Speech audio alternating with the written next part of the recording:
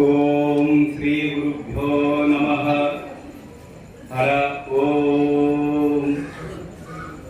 ವಾಗರ್ಥಾವಿವ ಸಂಪೃಕ್ತೌ ವಾಗರ್ಥ ಪ್ರತಿಪತ್ತೈ ಜಗತಪಿತರೌ ವಂದೇ ಪಾರ್ವತಿ ಪರಮೇಶ್ವರೌ.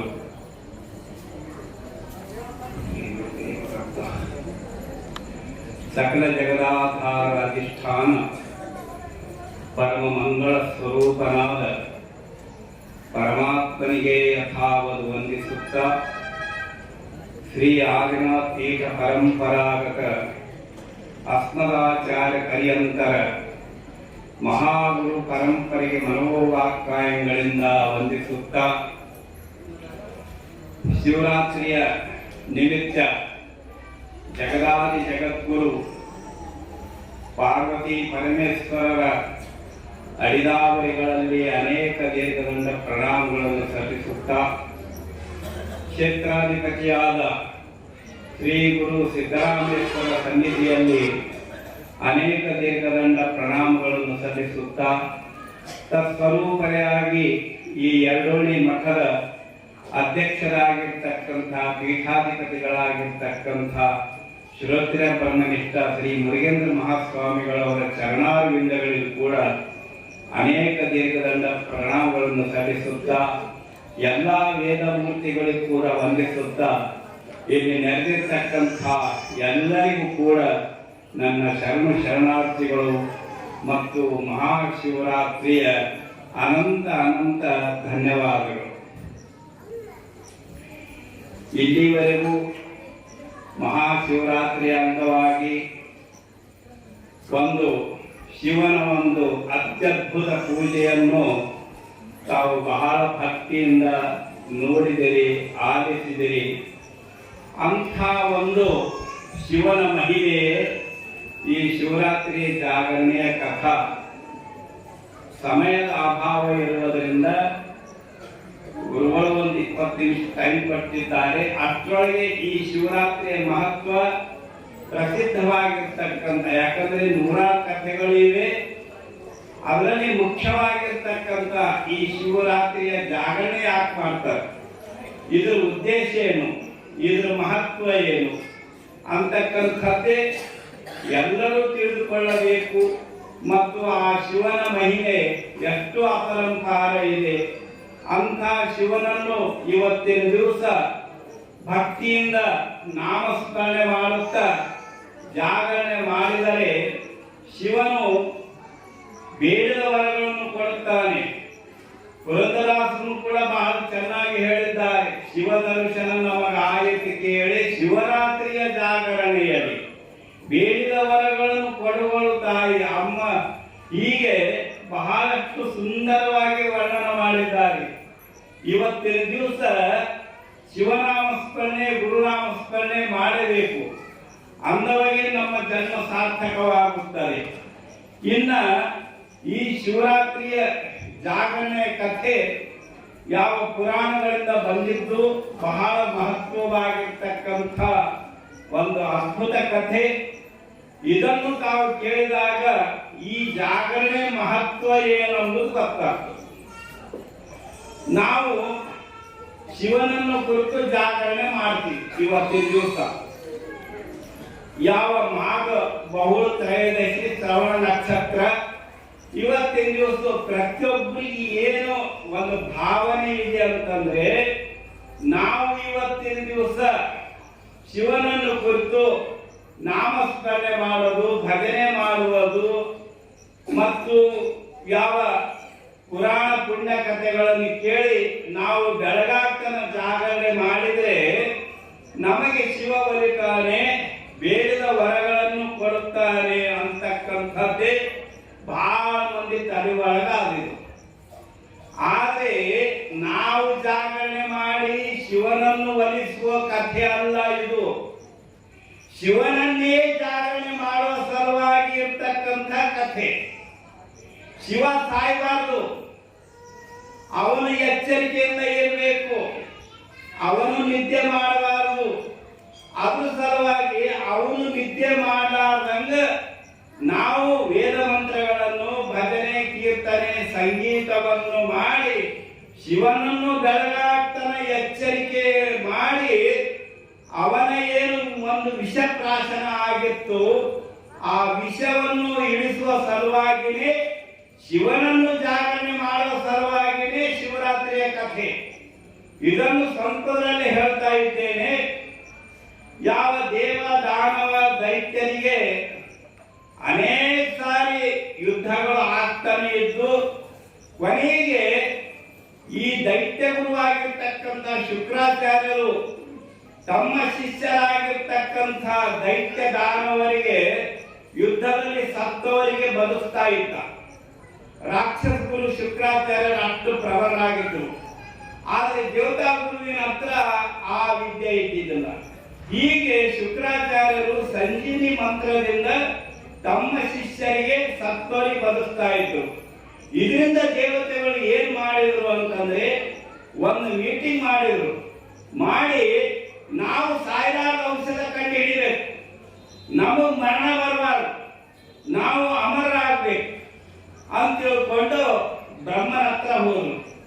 ಬ್ರಹ್ಮನಿಗೆ ಕೇಳಿದರು, ಹೇ ದೇವ, ಈ ರಾಕ್ಷಸರ ಕಾಟದಿಂದ ನಮ್ಗೆ ಪದೇ ಪದೇ ಸೋಲಾಗ್ತಾ ಇದೆ, ಅದ್ರ ಸಲುವಾಗಿ ನಾವು ಸಾಯಬಾರದು, ಅದ್ರ ಸಲುವಾಗಿ ನಮಗಂತ ಸಾಯಲಾರದ ಔಷಧ ಕೊಡುವು. ಅವಾಗ ಬ್ರಹ್ಮದೇವರಂದ್ರು, ನೋಡಿ, ನಿಮಗಂತ ಒಂದು ಅಮರತ್ವ ಬರಬೇಕಾಗಿತ್ತು ಅಂತಂದ್ರೆ ಕ್ಷೀರಸಾಗರ ಸಮುದ್ರದಲ್ಲಿ ಮಂದಾರ ಪರ್ವತವನ್ನು ತಂದು ಅದನ್ನು ಸಮುದ್ರದಲ್ಲಿ ಇಟ್ಟು ಆದಿಶೇಷರನ್ನೇ ಹಾವನ್ನಾಗಿ ಹಗ್ಗವನ್ನಾಗಿ ಮಾಡಿ ಮಥನ ಮಾಡಿದಾಗ ನಿಮಗೆ ಅಮೃತ ಹುಟ್ಟುತ್ತದೆ. ಆ ಅಮೃತ ನೀವು ಕುಡಿಯೋದ್ರಿಂದ ನೀವು ಅಮರರಾಗ್ತೀರಿ, ನಿಮ್ಮ ಮರಣವೇ ಇಲ್ಲ ಅಂತ ಅವರು ಅಪ್ಪಣೆ ಕೊಟ್ಟರು. ಆದ್ರೆ ಆ ಮಂದಾರ ಪರ್ವತಕ್ಕಿತ್ತದು ಹೇಗೆ? ಈ 33 ಕೋಟಿ ದೇವತೆಗಳಿಂದ ಆಗಲಿಲ್ಲ. ಮತ್ತೆ ಬ್ರಹ್ಮನ ಹತ್ರ ಬಂದ್ರು, ಏನ್ ದೇವ, ನಾವು ಸಾಯಲಾರದ ಔಷಧಿ ಕೇಳಿದ್ರೆ ಮತ್ತೆ ರಾಕ್ಷಸರ ಹತ್ರ ಹೋಗುವಂತ ಬಂತಲ್ಲ. ಅವಾಗ ಬ್ರಹ್ಮದೇವರಂದ್ರು, ಈ ಮಂದಾರ ಪರ್ವತ ಕಿತ್ತಿ ಸಮುದ್ರ ಮಥನ ಮಾಡಬೇಕಾದ್ರೆ ರಾಕ್ಷಸರ ಸಹಾಯ ಇಲ್ಲದೆ ನಿಮಗೆ ಆಗೋದಿಲ್ಲ. ಅದಕ್ಕಾಗಿ ನೀವು ರಾಕ್ಷಸರ ಹತ್ರ ಹೋಗ್ರಿ, ಒಪ್ಪಂದ ಮಾಡ್ಕೊಡ್ರಿ, ಅವರು ನೀವು ಕೂಡಿ ಸಮುದ್ರ ಮಥನ ಮಾಡ್ರಿ ಅಂತ ಬ್ರಹ್ಮದೇವರು ಆದೇಶ ಕೊಟ್ಟರು.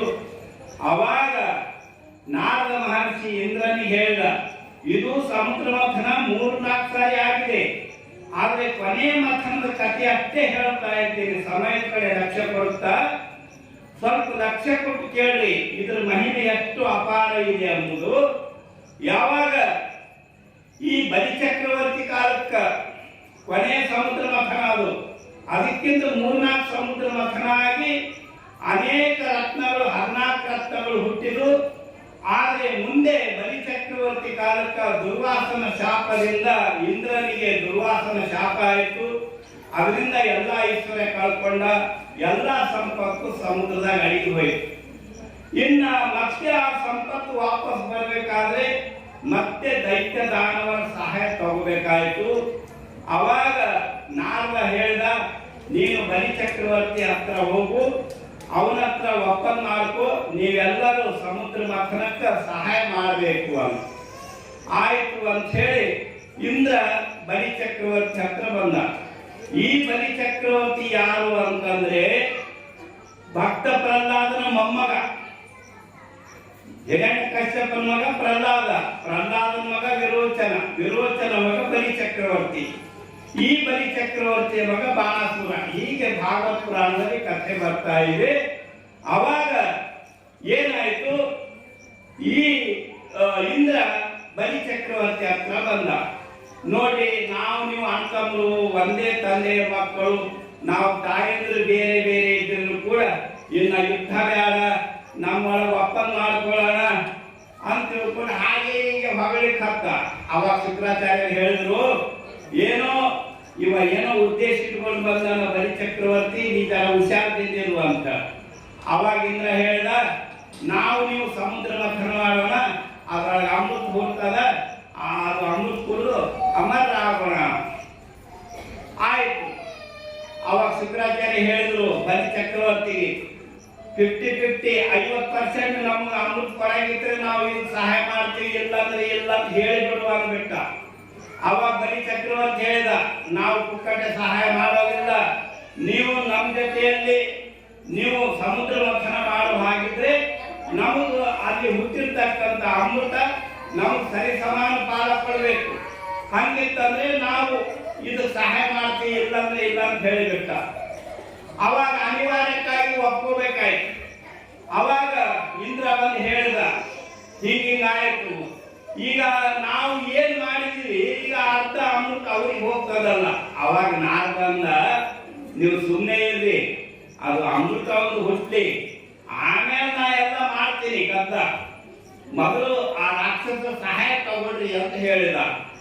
ಮುಂದೆ ಆ ವಿಷ್ಣು ಪರಮಾತ್ಮ ಅವನು ನಮಗ ಸಹಾಯ ಮಾಡ್ತಾರ, ನೀವೇನ್ ಚಿಂತೆ ಮಾಡಬೇಡ್ರಿ ಅಂತ ಆಯ್ತು ಅಂತ ಹೇಳಿ ಆ ಕಡೆ 66 ಕೋಟಿ ರಾಕ್ಷಸರು, ಈ ಕಡೆ 33 ಕೋಟಿ ದೇವತೆಗಳು ಆ ಮಂದಾರ ಪರ್ವತವನ್ನು ಎತ್ತಿ ಸಮುದ್ರದಾಗ ಹಾಕಿಬಿಟ್ಟು ಅದು ಸಮುದ್ರ ತಲುಪುದು. ಇನ್ನು ಅದನ್ನು ಮಥನ ಹೇಗೆ ಮಾಡಬೇಕು, ಅದು ಕಳವಲಾಯಿತು. ಆದ್ರೆ ತಲುಪುದ ಮೇಲೆ ಈಗೇನು ಮಾಡ್ಬೇಕು, ಅದಕ್ಕೊಂದು ಆಧಾರ ಬೇಕಲ್ಲ, ಅದು ತಿರುಗಬೇಕಾದ್ರೆ. ಅವಾಗ ವಿಷ್ಣು ಮನೆ ಹೋಗ್ತರು. ಅವಾಗ ವಿಷ್ಣು ಆಯ್ತು, ನಾನು ಕೂರ್ಮ ಅವತಾರ ತಾಳ್ತೀನಿ, ನಾನು ಸಮುದ್ರದಾಗ ತಾಂಬೇರಾಗಿ ಕುಂತು ಬಿಡ್ತೀನಿ, ನನ್ನ ಪರ್ವತ ಇಟ್ಟು ಬಿಡ್ರಿ, ಅದು ತಿರುಗ್ಲಿಕ್ಕೆ ಅನುಕೂಲ ಆಗ್ತದ. ಆಯ್ತು ಅಂತ ಹೇಳಿ ಅವಾಗ ಆ ಸಾಕ್ಷಾತ್ ನಾರಾಯಣನೇ ತಾಂಬೇರಾದ ಕೂರ್ಮ ಆದ. ಆ ಕೂರ್ಮ ಆಗಿ ತಳಕ್ ಕುಂತ ಸಮುದ್ರ ತಳಕ್ಕ. ಅವಾಗ ಆ ಪರ್ವತ ತಂದು ಆ ತಾಂಬೆ ಮೇಲೆ ಇಟ್ಟುಬಿಟ್ರು. ಇನ್ನು ಅದಕ್ಕೆ ಹಗ್ಗ ಬೇಕಲ್ಲ ಮಥನ ಮಾಡ್ಲಿಕ್ಕೆ.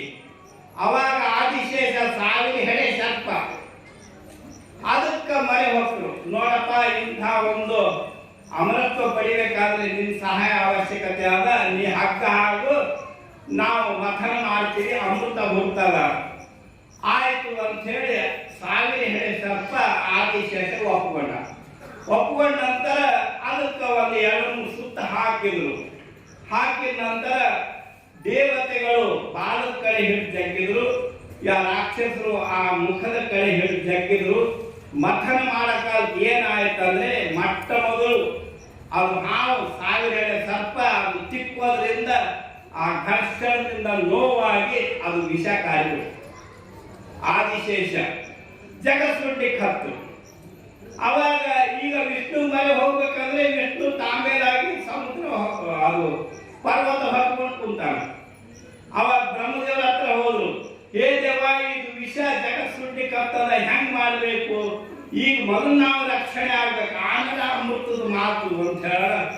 ಅವಾಗ ಬ್ರಹ್ಮದೇವರಂದ್ರು, ನೀವು ಶಿವನ ಹತ್ರ ಹೋಗ್ರಿ, ಅವನಿಗೆ ನೀವು ಮರೆ ಹೋಗ್ರಿ, ಅವ ನಿಮ್ಗೆ ರಕ್ಷಣೆ ಮಾಡ್ತಾನಂತ ಹೇಳ. ಅವಾಗ ಎಲ್ಲಾ ದೇವ ದಾನವರು ಎಲ್ಲರೂ ಶಿವನ ಹತ್ರ ಹೋದ್ರು, ಶಿವನಿಗೆ ಪ್ರಾರ್ಥನೆ ಮಾಡಿಕೊಂಡ್ರು. ಹೇ ಶಿವ, ಆದಿಶೇಷ ವಿಷಕಾರಿ ಬಿಟ್ಟಾನ, ಈಗ ನಮ್ಗ ಅದು ಸುಡ್ತಾ ಇದೆ, ನೀ ರಕ್ಷಣೆ ಮಾಡಬೇಕು ಅಂತ ಹೇಳ. ಶಿವನ ಹತ್ರ ಅಷ್ಟಮಾಸಿದ್ಧಿಗಳು ಇತ್ತು. ಯಾರಲ್ಲಿ ಅಷ್ಟಮಾಸಿದ್ಧಿ ವಶ ಆಗಿಲ್ಲ, ಶಿವನಿಗಷ್ಟೇ ಅಷ್ಟಮಾಸಿದ್ಧಿ ವಶ ಆಗ್ಯವ. ಅಣಿಮಾ ಮಹಿಮಾ ಚೈವ ಗರಿಮಾ ರಣಿಮಾ ತದ ಪ್ರಾಪ್ತಿ ಪ್ರಾಕಮ್ಯ ಈಶಿತ್ವಂ ವಸಿತ್ವಂ ಚ ಅಷ್ಟಸಿದ್ಧಯ. ಈ ಅಷ್ಟಸಿದ್ಧಿಗಳು ಶಿವನಿಗೆ ವಶ ಅವ. ಅವಾಗ ಶಿವ ಏನ್ ಮಾಡಿದ, ತನ್ನ ಶಂಖದಿಂದ ಆ ಎಲ್ಲ ವಿಷಯವನ್ನು ತಗೊಂಡು ಸಂಪೂರ್ಣ ಕುಡಿದ್ಬಿಟ್ಟ. ಆದ್ರೆ ಹೊಟ್ಟೆ ಹೋದ್ರೆ ತಾಸಾಯ್ತ, ಹೊರ ಉಳಿದ್ರೆ ಜಗಸ್ಸಾಯ್ತ. ಈಗೇನ್ ಮಾಡ್ಬೇಕು, ಕುತ್ತಿ ಒಳಗೆ ಇಟ್ಟ.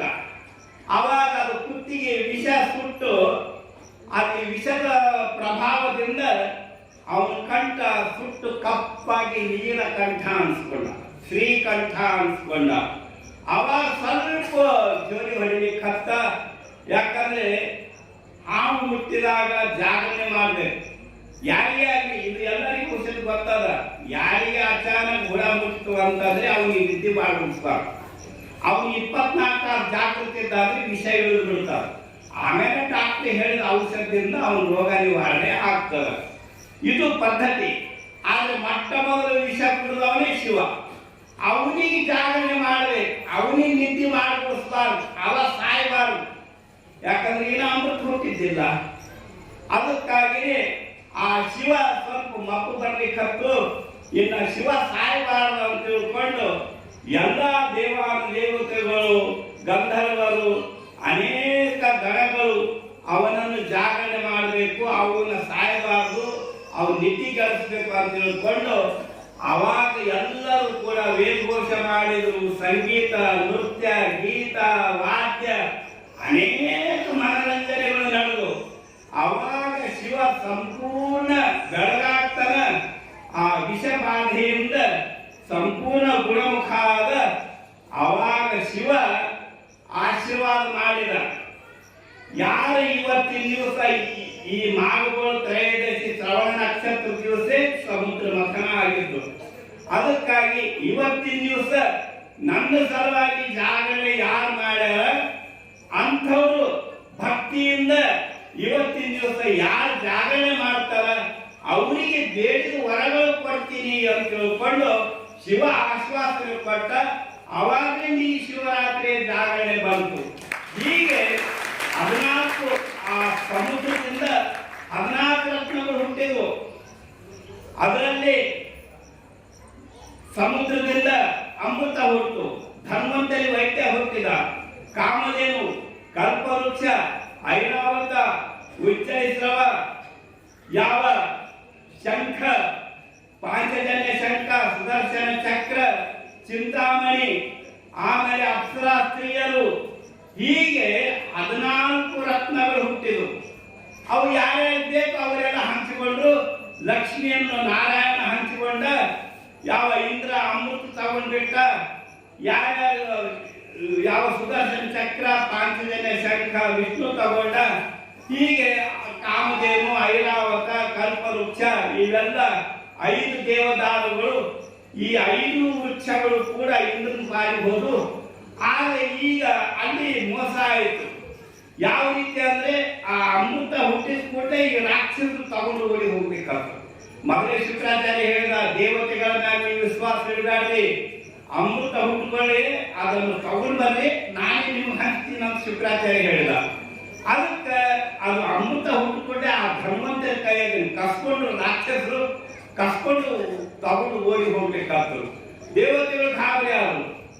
ಅಷ್ಟೊತ್ತಿಗೆ ವಿಷ್ಣು ಮೇಲೆ ಬಂದಿದ್ದ. ವಿಷ್ಣು ಮರೆ ಹೋಗ್ತರು, ನೋಡಪ್ಪ ಹೆಂಗಾರ ಮಾಡಿ ಅದು ಅಮೃತ ವಾಪಸ್ ತರಬೇಕು, ನಾ ಎಲ್ಲ ತರ್ತೀನಿ ಅಂತ ಹೇಳಿ ಮೋಹಿನಿ ಅವತಾರ ತಾಳಿದ. ಮೋಹಿನಿ ಅವತಾರ ತಾಳಿ ಅವಾಗ ಆ ರಾಕ್ಷಸರ ಹತ್ರ ಬಂದು, ನಾ ಅಮೃತ ನನ್ನ ಕೈಯ ಕೊಡಿ, ನಾ ನಿಮಗೆಲ್ಲ ಹಂಚ್ತೀನಿ ಅಂತ ಹೇಳೋಣ. ಅವಾಗ 2 ಕಲಶ ಅದು. ಒಂದು ಕಲಶದಾಗ ಅಮೃತ, ಒಂದು ಕಲಶ ಸುರಾಪಾನ, ಮದ್ಯಪಾನ.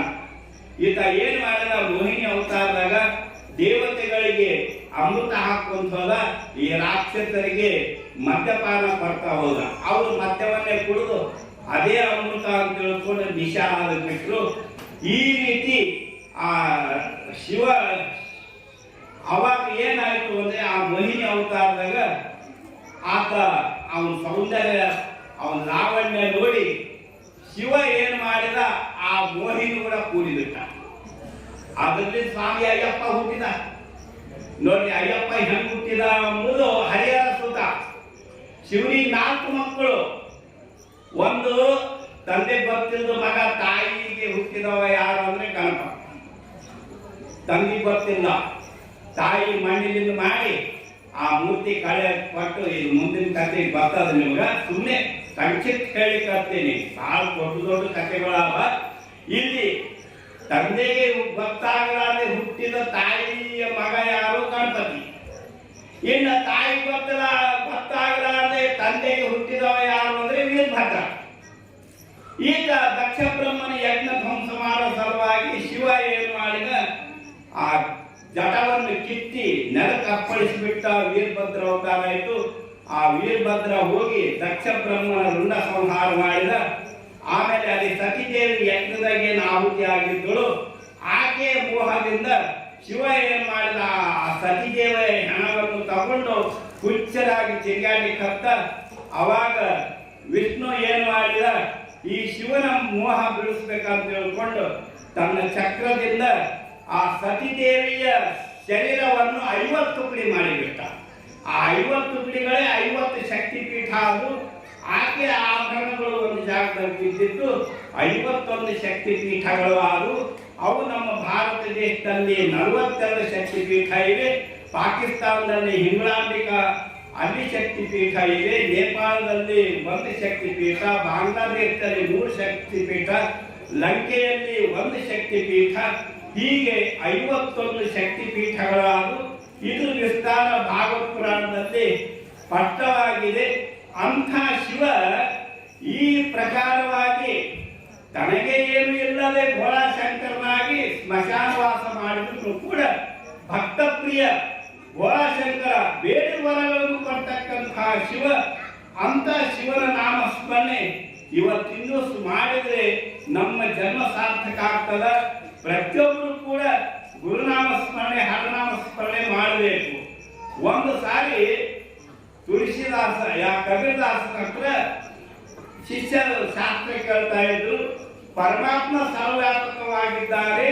ಆ ಶಿವ ರಾಮ ಎಲ್ಲ ಪರಮಾತ್ಮ ಹೆಸರುಗಳೇ. ರಾಮ ಎಲ್ಲ ಕಡೆ ತುಂಬಿಕೊಂಡಿದ್ದಾನೆ. ಸಬ್ಜಗ ತೇರ ಪಸಾರ ಪ್ರಭುಜಿ, ಸಬ್ಜಗ ತೇರ ಪಸಾರ.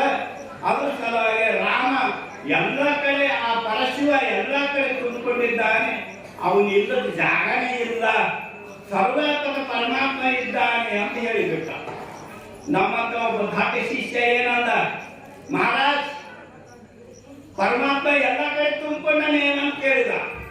ಹೌದಪ್ಪ, ಸಬ್ಜಗ ತೇರ ಪಸಾರ ಪ್ರಭುಜಿ, ಸಬ್ಜಗ ತೇರ ಪಸಾರ. ಎಲ್ಲದರೊಳಗ ಪರಮಾತ್ಮ ಆ ರಾಮ ಎಲ್ಲದರೊಳಗೆ ತುಂಬಿಕೊಂಡಾನ. ಹಂಗಿದ್ರೆ ಎಲ್ಲ ಜಾಗನೂ ಪವಿತ್ರ. ಹಂಗಿತ್ತಂದ್ರೆ ನಂಬರ್ 2 ಎಲ್ಲಿ ಮಾಡ್ಬೇಕಂತ ಹೇಳ್ಬಿಟ್ಟ ಶಿಷ್ಯ. ಇವ ಭಕ್ತ ಎಲ್ಲಿ ಪರಮಾತ್ಮ ಎಲ್ಲ ಜಾಗದಲ್ಲಿ ತುಂಬಿಕೊಂಡ ಅಂತ ಹೇಳ್ತಿರಲ್ಲ, ಮತ್ತೆ ಎಲ್ಲರೂ ಪವಿತ್ರ ಆಯ್ತು, ಮತ್ತೆ ನಂಬರ್ 2 ಎಲ್ಲಿ ಮಾಡ್ಬೇಕಂತ ಕೇಳಿದ. ಸಂತರ ಬಳಿ ತಕ್ಷಣ ಉತ್ತರ ಇರ್ತಾವ. ಆವಾಗ ಕಬೀರದಾಸ್ ಅಂದ, ಬೇಟಾ जिनके मुख में राम नाम नहीं, जिनके मुख में शिव नाम नहीं, वो जगह खाली है, वहां जाके कर. ಯಾರ ಬಾಯಿಯಲ್ಲಿ ಶಿವನಾಮ ಸ್ಮರಣೆ ಇಲ್ಲ, ಯಾರ ಬಾಯಿಯಲ್ಲಿ ಗುರುನಾಮ ಸ್ಮರಣೆ ಇಲ್ಲ, ಅದು ಒಂದೇ ನೋಡು ಪರಮಾತ್ಮ ಇರೋ ಜಾಗ, ಅಲ್ಲೇ ಹೋಗಿ ನೀ ಮಾಡು ಅಂತಂದ. ಅದಕ್ಕೆ ಶಿವನಾಮವನ್ನು ನುಡಿಯದ ಬಾಯಿ ಬಚ್ಚಲ ಪುಣಿಯಂತೆ, ಶಿವಹರ ಬಚ್ಚಲ ಪುಣಿಯಂತೆ. ಪುರಂದರದಾಸರು ಈ ಪದ ಹಾಡ್ಯಾರ. ಸರಿಯಾಗಿ ತಿಳ್ಕೊಳ್ಳಿ. ಅಂದ್ರೆ ಶಿವ ಮಹಿಮೆ ಎಷ್ಟು ದೊಡ್ಡದಿದೆ, ಎಷ್ಟು ಅಪಾರ ಇದೆ ಅಂತ ಶಿವನ ಇನ್ನ ಒಂದು ಸಣ್ಣ ಕಥೆ ಹೇಳಿ ಮುಗಿಸ್ತಾ ಇದ್ದೇನೆ. ಇಂದ್ರ ಯಾವ ಅರ್ಜುನ ಪಶುಪತಾಸ್ತ್ರ ಪಡೆದ ಕಥೆ ಇನ್ನೂ ಬಹಳವ. ಸುರಮಾಂಗಲಿಂಗ ಕಥೆ ಇದೆ, ಶ್ವೇತ ಕಥೆ ಇದೆ, ಅನೇಕ ಶಿವಶರಣರ ಕಣ್ಣಪ್ಪನ ಕಥೆ ಇದೆ. 63 ನೋಡಿ ನಿಂತ್ಕೊಂಡು ಹೇಳ್ತಾ ಇದ್ದಾರೆ. ಕಾಯ ಬಿಡದ ಆತ್ಮರಾಶಿಗೆ ಪರತರ ಮುಕ್ತಿಗುಪಾಯುವುದು ನಿಜ ಶಿವ ಮಂತ್ರವನ್ನ ಸಕೃತ ಉಚ್ಚಾರ ಮಾತ್ರೇಣ. ಅಪ್ಪ ಶಿವ ಶಿವ ಅಂತ ತಿಳ್ಕೊಂಡು ಒಂದೇ ಸಾರಿ ಉಚ್ಚಾರ ಮಾಡಿ ನಿಮ್ ಜನ್ಮ ಸಾರ್ಥಕ ಆಗ್ತದ ಅಂತ ಹೇಳ್ಯಾರ. ಅಂತ ಶ್ರೀಮಂತ ನಿಜಗುಣ ಶಿವಗಳು ಕೂಡ ಶಿವ ಮಹಿಮೆಯನ್ನು ಹೊಗಳಿದ್ದಾರೆ. ಇದು ಒಂದು 5 ನಿಮಿಷವಾಗಿ ಕಥೆ ಮುಗಿಸಿ ಮುಂದಿನ ಕಾರ್ಯಕ್ರಮಕ್ಕೆ ಅವಕಾಶ ಮಾಡಿ ಬರ್ತಾ ಇದ್ದೇನೆ. ಯಾವಾಗ ಪಾಂಡವರು ಯುದ್ಧಾಟದಲ್ಲಿ ಸೋತು ಒಪ್ಪಂದ ಆಯ್ತು, 12 ವರ್ಷ ವನವಾಸ, 1 ವರ್ಷ ಅಜ್ಞಾತವಾಸ. ಅವಾಗ ಏನಾಯ್ತು, 12 ವರ್ಷ ವನವಾಸ ಸಲುವಾಗಿ ಇವರು ಯಾವ ದೈತ ಮನಕ್ಕೆ ಬಂದ್ರು. ಬಂದ ನಂತರ ನಾರದಾರಿ ಬಂದ, ಆ ದೌಮ್ಯ ಋಷಿಗಳು ಬಂದ್ರು. ಅವಾಗ ನಾರದ ಹೇಳಿದ ಪಾಂಡವರಿಗೆ, ಧರ್ಮರಾಜ್ ಹೇಳಿದ ನಾರದಾಗ, ಹೇ ಮಹರ್ಷಿ, ನಾವು ವಾಪಸ್ 13 ವರ್ಷ ವನವಾಸ ಮುಗಿಸಿದ್ರೂ ಕೌರವರು ನಮ್ಗೆ ರಾಜಕೀಯ ವಾಪಸ್ ಕೊಡ್ತಾರೆ ಅನ್ನೋದು ನಮ್ಗೆ ವಿಶ್ವಾಸ ಇಲ್ಲ. ಅದಕ್ಕೆ ಕೌರವರು ಸಾಮಾನ್ಯರಲ್ಲ, ಅತಿಥಿ ಮಹಾರಥಿಗಳಾರ, ಅವ್ರಿಗೆ ಸೋಲಿಸ್ಬೇಕಾದ್ರೆ ಏನು ಮಾಡಬೇಕು? ಅವಾಗ ನಾರದ ಅಂದ, ಏನಿಲ್ಲ ಅರ್ಜುನ, ನೀನು ಹಿಮಾಲಯಕ್ಕೆ ಹೋಗಿ ಇಂದ್ರಕೀಲ ಪರ್ವತದಲ್ಲಿ ತಪಸ್ ಮಾಡು. ಆ ಪರಶಿವನನ್ನು ಹೊರಿಸ್ಕೊಂಡು ನೀನು ದಿವ್ಯಾಸ್ತ್ರಗಳು ಪಾಶುಪತಾಸ್ತ್ರವನ್ನು ಪಡ್ಕೊಳ್ಳುವ ಅಂತ ತಿಳ್ಕೊಂಡು ಎಲ್ಲರ ಪಾಂಡವರು ಅರ್ಜುನ ತಯಾರು ಮಾಡಿ. ಅವಾಗ ಅರ್ಜುನ ಆಯ್ತು ನಾನು ಶಿವನನ್ನು ಒರೆಸ್ಕೊಂಡು ನಾನು ಪಾಶುಪತಾಸ್ತ್ರ ಪಡ್ಕೊಂಡು ಬರ್ತೀನಿ ಅಂತ ಹೇಳ್ಕೊಂಡು ಇಂದ್ರಕೀಲ ಪರ್ವತಕ್ಕೆ ಹೋದ. ಅಲ್ಲಿ ಘೋರ ತಪಸ್ಸು ಮಾಡಿದ 6 ವರ್ಷವರೆಗೂ ತಪಸ್ಸು ಮಾಡ್ತಾ ಇದ್ದ. ಅಲ್ಲಿ ಒಂದು ಮೂಕಾಸುರ ಎಂಬ ರಾಕ್ಷಸ ಅಲ್ಲಿ ಇರ್ತಕ್ಕಂಥ ಎಲ್ಲ ತಪೋವನದ ಋಷಿಗಳಿಗೆ ಕಾಟ ಕೊಡ್ತಾ ಇದ್ದ. ಹಂದಿ ರೂಪದಾಗಿದ್ದವ, ಹಂದಿಯಾಗಿ ಬಂದು ಎಲ್ಲರಿಗೂ ತೊಂದರೆ ಕೊಡ್ತಾ ಇದ್ದ. ಈ ಮೂಕಾಸುರನನ್ನು ಕೊಲ್ಲೋ ಸಲುವಾಗಿ ಶಿವನನ್ನು ಮೊರೆ ಹೋಗ್ತರು. ಹೇ ಶಿವ, ಆ ಮೂಕಾಸುರ ವರಹಾಗಿ ಹಂದಿಯಾಗಿ ನಮ್ಮ ಕಾಲು ತೊಂದರೆ ಕೊಟ್ಟಿದ್ದ. ಈ ಸಮಯ ಬಂದದ. ಅವಾಗ ಪಾರ್ವತಿ ಹೇಳಿದ, ಹೇ ದೇವಿ, ನೀ ಅರ್ಜುನ್ ಬೆನ್ನು ನೋಡಿದೇನಂತಂದ. ಇಲ್ಲ, ಯಾಕಂದ್ರೆ ಅವ ಶತ್ರುಗಳಿಗೆ ಬೆನ್ನೆ ತೋರಿಸಿಲ್ಲ. ನೀ ಅವನ ಬೆನ್ನು ನೋಡ್ಬೇಕಾಗಿತ್ತಂದ್ರೆ ನಾವು ಒಂದು ವೇಷ ಹಾಕೊಳ್ಳೋಣ. ನಾನು ಬೇಟೆಗಾರ ಶಬರ ಆಗ್ತೀನಿ, ನೀ ಶಬರಿ ಆಗ. ಏನ್ ನಾನು ಬೇಡ ಆಗ್ತೀನಿ, ನೀ ಬೇಡತಿ ಆಗು. ನಾವಿಬ್ಬರು ಬ್ಯಾಟಿಗೆ ಹೋಗೋಣ. ಅವಾಗ ಅರ್ಜುನ ತಡೋಣ. ಅವಾಗ ನಮ್ಮಿಬ್ಬರಿಗೆ ಜಗಳ ಆಗ್ತದ. ಅವಾಗ ಅವನ ಬೆನ್ನು ನೀವು ನೋಡಂತೀವಿ. ನೋಡಿ, ಶಿವ ಭಕ್ತ ಪರಾಧೀನ. ನೋಡಿ, ಶಿವನು ಅರ್ಜುನ ಪರೀಕ್ಷೆ ಮಾಡೋ ಸಲುವಾಗಿ ತಾನು ಬೇಡ ರೂಪ ಕಿರಾತ ರೂಪ ಧಾರಣ ಮಾಡಿದ. ಆಕಿ ಪಾರ್ವತಿನೂ ಕೂಡ ಬೇಡತಿಯಾಗಿ ಶಿವನ ಬೆನ್ನತ್ತಿ ಬಂದಳು. ಅದೇ ಟೈಮ್ನಾಗ ಆ ಗವಿಯಲ್ಲಿ ಹಿಮಾಲಯದಾಗ ಮಲಗಿದ ಮೂಕಾಸುರಗ ಹಂದಿಗೆ ಆ ಕಾಡಲ್ಲಿ ಎಬ್ಸಿಬಿಟ್ಟ ಶಿವ. ಅದು ಓಡ್ಕೊಂಡು ಎಲ್ಲಿ ಬಂತು ಅಂದ್ರೆ ಅರ್ಜುನ ತಪಸ್ಸಿ ಕುಂತ ಜಾಗದಾಗೆ ಬಂತು. ಆ ಕಡೆನೇ ಬಿಟ್ಟ. ಅವಾಗ ಅರ್ಜುನ ಇದು ಹಂದಿ ನನ್ನ ಮೈ ಮೇಲೆ ಬರ್ತದ ಅಂತ ತಿಳ್ಕೊಂಡು ಅದು ಬಾಯಿ ಬಾಣ ಹೊಡೆದ. ಅದು ಬಾಯಿಲಿಂದ ಕುಂಡೆ ಪಾರಾಯ್ತು ಅದು ಬಾಣ. ಈ ಶಿವ ಏನು ಮಾಡಿದ, ಈ ಕಡೆ ಹಿಂದಿನಿಂದ ಹೊಡೆದ. ಅದು ಕುಂಡೆಯಿಂದ ಬಂದು ಬಾಯಿಲಿಂದ ಪಾರಾಗಿ ಹೋಯ್ತು ಅದು ಬಾಣ. ಇಬ್ಬರು ಬಾಣಕ್ಕೆ ಅದು ಹಂದಿ ಸತ್ತೋಯ್ತು. ಅವಾಗ ಜಗಳ ಶುರುವಾಯ್ತು ಇಬ್ಬರಿಗೆ. ನನ್ನ ಬಾಣದಿಂದ ಹಂದಿ ಸತ್ತ, ನನ್ನ ಬಾಣದಿಂದ ಹಂದಿ ಸತ್ತ. ಶಿವ ಅಂದ, ಹೇ ಅರ್ಜುನ, ನನ್ನ ಬಾಣದಿಂದ ಇದು ಹಂದಿ ಸತ್ತ. ಅವಾಗ ಅರ್ಜುನ ಅಂದ, ನೀನೇನು ಬರೀ ಗುಬ್ಬಿಕಾಗಿ ಹೊಡೆವ, ನೀನ್ ದೊಡ್ಡ ಬೇಟೆಗಾರ, ಏನ್ ದೊಡ್ಡ ಧರ್ಮೋದ್ಧಾರ, ನಾವು 3 ಲೋಕದ ಗಂಡ ಅರ್ಜುನ. ಅದು ನನ್ನ ಬಾಣದಿಂದೇ ಅದು ಹಂದಿ ಸತ್ತಲ್ಲ. ಇಬ್ಬರಿಗೆ ಜಗಳ ಶುರುವಾಯ್ತು. ಅವಾಗ ಅಂದ ಶಿವ, ಹಂಗ ಬೇಡ, ನಾವಿಬ್ಬರು ಮಲ್ಲ ಯುದ್ಧ ಮಾಡೋಣ, ಯಾರು ಗೆಲ್ತಾರ ನೋಡೋಣ. ಆಯ್ತು ಅಂತ ಹೇಳಿ ಯುದ್ಧ ಶುರುವಾಯ್ತು. ಎಲ್ಲ ರೀತಿಯಿಂದ ಅರ್ಜುನನೇ ಸೋಲಿಕ್ಕೆ ಹತ್ತ. ಅವಾಗ ಅರ್ಜುನ ಏನ್ ಮಾಡಿದ, ತಡಿ ನಾನು ಹೋಗಿ ಶಿವನ್ ಪ್ರಾರ್ಥನೆ ಮಾಡ್ಕೊಂಡು ಬಂದು ಮತ್ತೊಮ್ಮೆ ನಿನ್ ಕೂಡ ಮಲ್ಲ ಯುದ್ಧಕ್ಕೆ ನಿಂದಿರ್ತೀನಂತೂ ಅಲ್ಲಿ ಗಂಗಾ ನದಿಗೆ ಹೋದ. ಹೋಗಿ, ಹೇ ಶಿವ, ನನಗೊಬ್ಬ ಬೇಡದಿಂದ ನನಗೆ ಬಹಳ ಅವಮಾನ ಆಯ್ತಲ್ಲ ಅಂತ ತಿಳ್ಕೊಂಡು ಅಲ್ಲಿ ಒಂದು ಲಿಂಗ ಸ್ಥಾಪನೆ ಮಾಡಿ ಆ ಲಿಂಗದ ಮೇಲೆ ಬಿಲ್ಪತ್ರೆ ಇಟ್ಟ. ಅದು ಬಿಲ್ಪತ್ರೆ ಮಾಯಾಗಿ ಬೇಡ ಮೇಲೆ ಕೂತು. ಇದೇನಿದು, ಮತ್ತೊಂದು ಶಿವಾಯ ನಮ ಅಂತ ಲಿಂಗದ ಮೇಲೆ ಬಿಲ್ಪತ್ರೆ ಇಟ್ಟ. ಮತ್ತೆ ಅದು ಹೋಗಿ ಬೇಡ ಮೇಲೆ ಕೂಡ್ಲಿಕ್ಕ. ಏನಪ್ಪ ಇದು, ನಾ ಏನ್ ಬಿಲ್ಪತ್ರೆ ಏರ್ತೀನಿ ಅಂದ್ರೆ ಓಸು ಆ ಬೇಡವನ್ನ ತಲೆ ಮೇಲೆ ಕೂಡ್ಲಿಕ್ಕೆ ಹಾಕ್ತಾವಲ್ಲ. ಅವಾಗ ಬರ್ತಾಯ್ತು ಅರ್ಜುನಗ, ಇಂಥ ಸಾಕ್ಷಾತ್ ಪರಶಿವನ ನನ್ನ ಮೇಲೆ ಕರುಣೆಯಿಂದ ನನಗೆ ಬರೆಯೋ ಸಲುವಾಗಿನೇ ಬೇಡ ರೂಪದಿಂದ ಬಂದನ. ಹೇ ಶಿವ, ತಪ್ಪಾಯ್ತು, ಕ್ಷಮ ಮಾಡು, ನನಗೇನು ತಿಳಿದಾಡ್ತೀನಿ, ನೀನು ಬೈದೆ ಅಂದೆ ಅಂತ ತಿಳ್ಕೊಂಡು ಹೊಗಳಿ ಶುರು ಮಾಡಿದ. ಅವಾಗ ಶಿವ ಅಂದ, ಇವೆಲ್ಲ ಹೊಗಳ್ದಾಡ, ಇವು ನನಗೆ ಪಾಠ ಕಾಣಂಗಿಲ್ಲ. ಇಲ್ಲಿವರೆಗೂ ನಮ್ಮ ಯುದ್ಧದಾಗ ಏನು ಬೈದಿದ್ದಲ್ಲ ಅವೇ ನನ್ನ ವೇದ ಮಂತ್ರಗಳಾಗ್ಯಾವ, ಅವೇ ನನ್ನ ಭಾಳ ಚಂದ ಕಂಡವ. ಈ ಹೊಗಳ ದ್ಯಾಡ ನಿನ್ನ ಭಕ್ತಿಗೆ ನೆಚ್ತೀನಿ, ಏನ್ ಹೇಳ್ತೀವಿ ಹೇಳುವ ನಿಜ ರೂಪದಾಗ ನಿಂತ. ಅವಾಗ ಪಾರ್ವತಿನೂ ತನ್ನ ನಿಜ ರೂಪದಾಗ ನಿಂತಳು. ಅವಾಗ ಶಿವ ಪಾರ್ವತರಿಗೆ ಅರ್ಜುನ ನಮಸ್ಕಾರ ಮಾಡಿದ. ಅವಾಗ ನೀ ಏನ್ ಹೇಳ್ತೀವಿ ಹೇಳು ಅಂತ ಅವಾಗ ಅಕ್ಷಯ ಬತ್ತಳಿಕೆ ಮತ್ತು ಪಶುಪತಾಸ್ತ್ರ ದಿವ್ಯ ಯಾವ ಅಸ್ತ್ರಗಳನ್ನು ತಂದ ವಾಪಸ್ ತಂದು ಕೂಡಲೇ ಅವಾಗ ಅರ್ಜುನ ಸ್ವಲ್ಪ ಗರ್ವ ಬಂತು.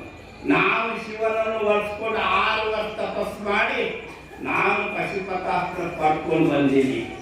ಅವಾಗ ಭೀಮಸೇನ ಅಕ್ಕ, ಓ ಆ ಶಿವಲಿ ಒರೆಸ್ಕೋಬೇಕಾದ್ರೆ ನಿನಗೆ 6 ವರ್ಷ ಹಿಡಿತೇನು, ನಾನು ಒಂದೇ ನಿಮಿಷ ಪ್ರತ್ಯಕ್ಷ ಮಾಡ್ಕೊಂತೀನಿ ನೋಡಲ್ಲ ಭೀಮ. ನೋಡ್ರಿ, ಭೀಮ ಖರೆ ಬರ್ತಾವ. ಧರ್ಮರಾಜ ಅಂದ, ಅಲ್ಲಪ್ಪ ಶಿವ ಅಷ್ಟು ಸುಲಭಲ್ಲ, ನೀ ಹೆಂಗ ಒಂದೇ ನಿಮಿಷನಾಗ ಪ್ರತ್ಯಕ್ಷ ಮಾಡ್ಕೊಳ್ತಿ, ನೋಡಿ ತೋರಿಸ್ತೀನಿ ಅಂತಂದ. ಅವಾಗ ಅರ್ಜುನ, ಅಂತ ಶಿವನನ್ನು ನಾನು ಮೆಚ್ಚಿಸ್ಕೋಬೇಕಾದ್ರೆ 6 ವರ್ಷ ಹಿಡಿತು, ನೀ ಒಂದೇ ನಿಮಿಷದಾಗ ಪ್ರತ್ಯಕ್ಷ ಮಾಡ್ಕೊಂತ ಹೇಳ್ತಲ್ಲ, ಹೆಂಗ್ ಮಾಡ್ತಿದ್ರು ನೋಡು, ತೋರ್ಸ್ ನಮ್ಗ ಅಂತ. ಆಯ್ತು ಅಂತ ಹೇಳಿ ಆತ ಏನ್ ಮಾಡಿದ, ಭೀಮ ಹೇ ಶಿವ ಮಹಾದೇವ ಅಂತ ಪರಮಾತ್ಮ ನಾಮ ಸ್ಮರಣ ಅಂತ ಗದಾ ತಿರಿ ನ್ಯಾಯ ಒಕ್ಕಟ್ಬಿಟ್ಟ. ಹೇ ಶಿವ, ನೀನು ಖರೆ ಪರಮಾತ್ಮ, ನಾನು ನಿನ್ನ ಭಕ್ತ ಆಗಿದ್ರೆ ಇದು ಗದ ಹಿಡ್ಕೊಂಡು ಬಂದು ನಾನು ಪ್ರತ್ಯಕ್ಷ, ಇಲ್ಲಾಂದ್ರೆ ಈ ಗದ ನನ್ನ ತಲೆ ಮ್ಯಾಲ ಬಿಟ್ಟು ನಾವು ಸತ್ತು ಹೋಗ್ಬೇಕಂತ ತಿಳ್ಕೊಂಡು ಗದ ಮ್ಯಾಲ ಒಕ್ಕಟ್ಟು ಆ ಗದ ಕೆಳಗೆ ನಿಂತು ಬಿಟ್ಟ. ಅವಾಗ ಶಿವ ಅವನ ಭಕ್ತಿ ಮೆಚ್ಚಿ, ಎಂತ ಅದ್ಭುತ ಭಕ್ತ, ತನ್ನ ಪ್ರಾಣವನ್ನೇ ಪಡಗಿಟ್ಟು ಇಂಥ ಒಂದು ಅದ್ಭುತ ಭಕ್ತಿ ತೋರಿಸಿದ ತಕ್ಷಣ ಶಿವ ಪ್ರತ್ಯಕ್ಷ ಆಗಿ ಗದ ಹಿಡ್ಕೊಂಡೆ ಕೆಳಗೆ. ನೋಡಿ ಎಂತ ಭಕ್ತಿ ಅದು, ಭೀಮ ಭಕ್ತಿ ಅಂದ್ರೆ ಈ ರೀತಿ ಅಪಾರ ಮಹಿಮೆಗಳು ಇವೆ. ಅಂತ ಶಿವನಾಮ ಸ್ಮರಣೆ ನಾವು ಮಾಡಿದ್ರೆ ನಮ್ಮ ಜನ್ಮ ಸಾರ್ಥಕ ಆಗ್ತದ.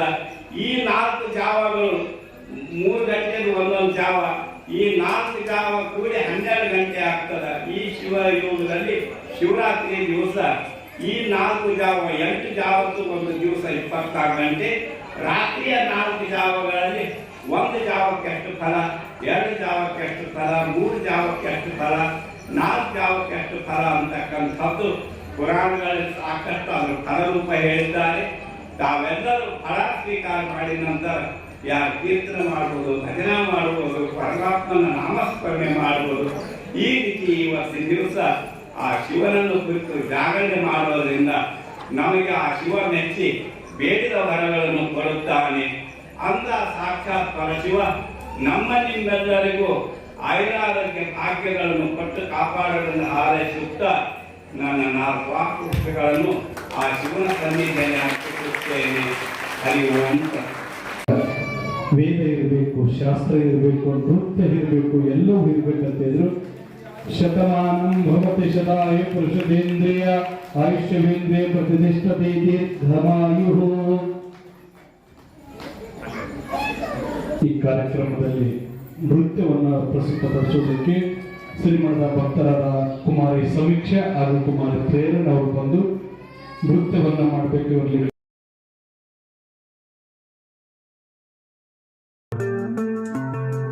RTV ಕನ್ನಡ ಚಿನ್ನದ ನಾಡಿನ ಕನ್ನಡಿಗರ ಧ್ವನಿ ನಮ್ಮ ಚಾನೆಲ್ ವೀಕ್ಷಿಸಿದ ನಂತರ ಲೈಕ್ ಮಾಡಿ, ಶೇರ್ ಮಾಡಿ, ಸಬ್ಸ್ಕ್ರೈಬ್ ಮಾಡಿಕೊಳ್ಳಿ. ರಾಯಚೂರು ಜಿಲ್ಲೆಯ ಪ್ರತಿನಿಧಿ ಶ್ರೀನಿವಾಸ್ ಮಧುಶ್ರೀ, ಹಟ್ಟಿ ಚಿನ್ನದ ಗಣಿ. ಧನ್ಯವಾದಗಳು.